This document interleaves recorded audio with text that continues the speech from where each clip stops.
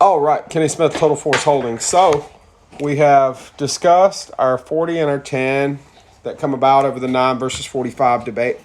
So you have a lot of law enforcement agencies in the 80s going from big, powerful 357 Magnum revolvers to 9mm semi-autos and then to 45 semi-autos, or maybe back and forth. But you had a lot of law enforcement agencies or law enforcement officers, specifically at state police agencies, that really missed the just dynamic power of the 357 Magnum revolvers they were giving up.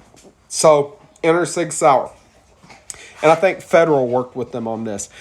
The theory was, what if we take this newfangled 40 caliber cartridge, and there's more to it than this, but we essentially neck it down to increase the pressure and put a 9mm .355 or .357 bullet in there and run it up to about old 1450. 1400, 1450. That way we've got fundamentally the same ballistics as those 357 Magnums with all the modern features of the new service pistols that are going in. And it took off in a couple of states.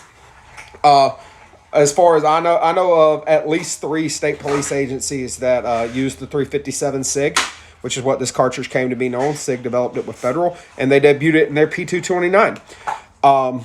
That would be North Carolina State Highway Patrol, which I don't think they still use them because I know they went to P320s recently, but I know they had Beretta make a damn Cougar specifically around that cartridge just for them. Virginia State Police used it for years, as did Texas Highway Patrol. So very effective cartridge, does really well at penetrating car bodies, which is why a lot of state police agencies liked it.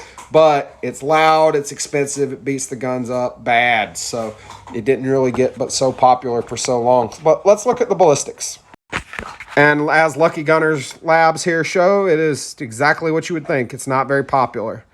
You notice every single one of those cartridges offered for it meets your FBI standard, and your most popular in law enforcement circles was that Spear Gold Dot right there. So, but look at those velocities. I mean, that is a screamer coming out of the pipe. Very, very effective cartridge, and I would definitely not feel outgunned with it.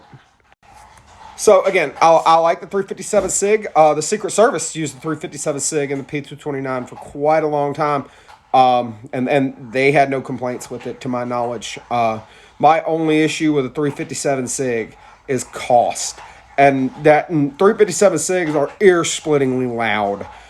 Recoil, not that bad. It's a little bit more than a hot 9mm, but nothing like a 10 mil. It's not a 357 Magnum, even though you're getting ballistics very close to that. It's just a really expensive cartridge, and it does tend to beat up your guns a little bit.